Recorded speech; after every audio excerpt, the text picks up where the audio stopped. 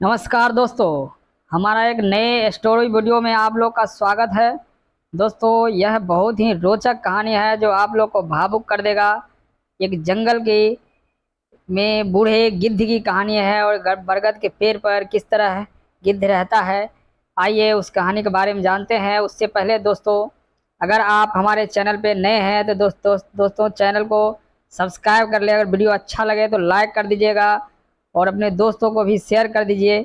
बहुत ही ज्ञानवर्धक बातें आज बताने जा रहा हूँ जो एक गिद्ध की है, जो आदमी को रोचक कर देगा। उससे प्रेरणा लेने की ज़रूरत है।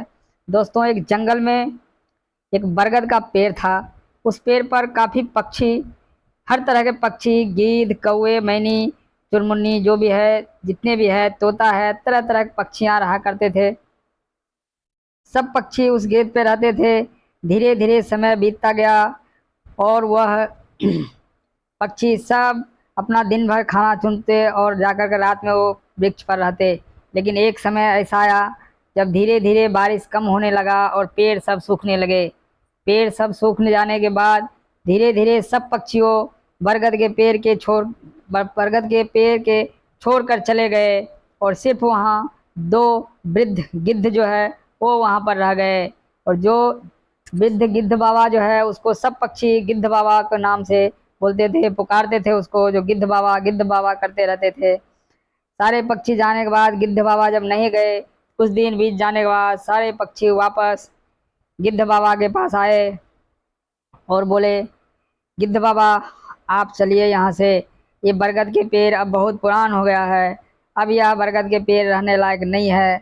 बहुत सारा मनाने के बाद जब गिद्ध बाबा नहीं माने तो फिर सब पक्षी वापस चले गए और दोनों वृद्ध गिद्ध वहीं पेड़ पर अपना समय गुजारते रहे। समय बीतता चला गया। कुछ दिन बीतने के बाद फिर सारे पक्षी एक बार फिर आए गिद्ध बाबा को मनाने के लिए। फिर सब गिद्ध बाबा के पास आने के बाद गिद्ध बाबा को बहुत से मनाए। सब बोले, चलिए गिद्ध बाबा, ये पेड़ को अब पूरा घून पिपरी सब खा रहे हैं, अब यह रहने लायक नहीं है, यहाँ कभी भी खतरा हो सकता है, आपके ऊपर खतरा आ सकते हैं, अब आप यहाँ से चलिए। फिर भी गिद्ध बाबा ने उन लोगों का बात नहीं सुना और समझा, बोला जो तुम लोग जाओ, जहाँ जाना चाहते हो तुम लोग रहो अच्छे से, हम इस पेड़ के छोड़कर नहीं जाएंगे, चाहे कुछ भी हो जाए। चारों तरफ से बारिश भी आते रहता बीच में और गिद्ध बाबा सूखे में वही सूखे पेड़ पर बैठे रहते। किसी तरह फिर भी सारे पक्षी फिर निराश होकर के फिर अपने अपने घोंसले में चले गए। काफ़ी दिन बीतते चला गया। फिर सारे पक्षियों की एक बार मीटिंग हुआ, क्या किया जाए, गिद्ध बाबा तो आ नहीं रहे हैं, हम लोग उनके बिना यहाँ कैसे रहेंगे। मन नहीं लग रहा था गिद्ध बाबा के बगैर। सब पक्षी ने मन ही मन एक विचार किया, क्यों ना हम लोग को एक बार इंद्र भगवान के पास जाया जाए और गिद्ध बाबा के बारे में बताया जाए। सारे पक्षी एक बार मीटिंग करने के बाद आपस में मशवरा किया और इंद्र भगवान के पास चल जाने का फैसला किया।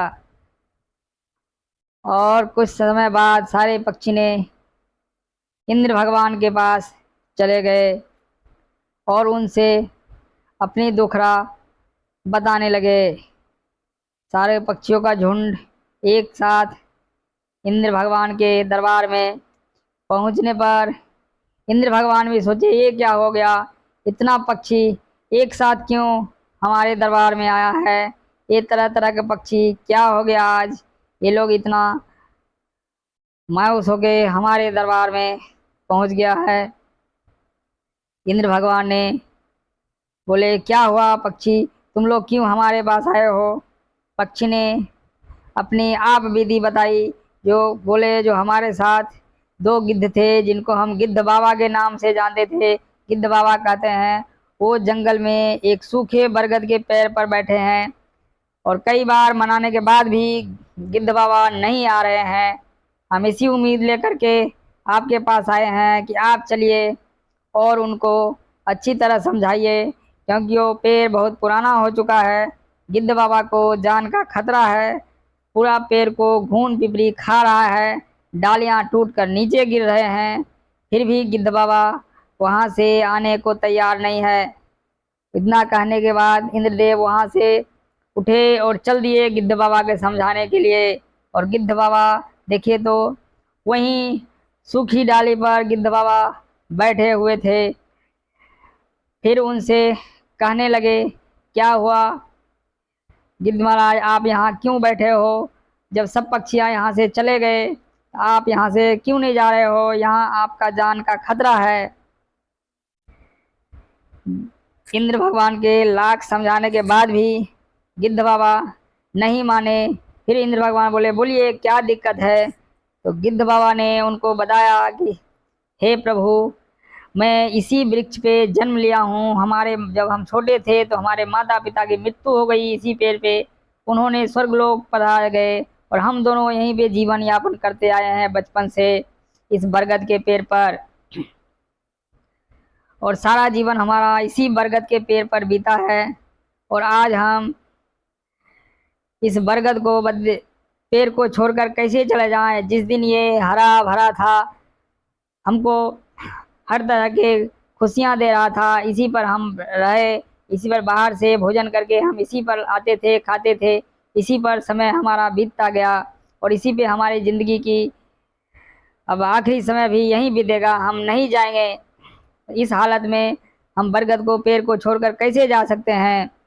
इतना सुनकर इंद्र भगवान भी भावुक हो गए और बोले, हे गिद्ध महाराज, आपने तो सही बात बताई, लेकिन ये बताओ हमसे क्या चाहते हो? हम कुछ मदद करना चाहते हैं, तुम हमसे एक वरदान मांग लो, तुम जो बोलेगो वो मैं देना चाहता हूँ।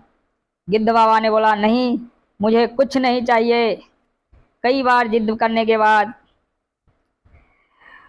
गिद्ध बाबा ने बोला, ठीक है महाराज, अगर आपको देना ही है प्रभु, तो इस पेड़ को वापस हरा भरा कर दीजिए। ये जो बारिश की वजह से जंगल के सारे पेड़ सूख रहे हैं, इसको वापस हरा भरा कर दीजिए। इंद्र भगवान ने बोला, यथा तथास्तु, और ये पेड़ को वापस जैसे का तैसे हो गया कर दिए। बारिश के कारण वर्षा भी होने लगा, भगवान प्रभु वर्षा भी बरसा दिए, सारे पेड़ हरे भरे हो गए और जितने पक्षी जो दूर दूर रहे थे सब वहाँ पर आकर रहने लगे। दोस्तों, इस वीडियो से, ये कहानी से यही सीख मिलता है, दोस्त अपने लिए तो सब जीता है, दूसरों के लिए जिए, दूसरों का उपकार करें, और कैसे सब दूसरों का उपकार करते हैं ये गिद्ध महाराज से सीखें। हम अपने अपने जीने से क्या फायदा जब दूसरों के लिए नहीं जिया। जय हिंद।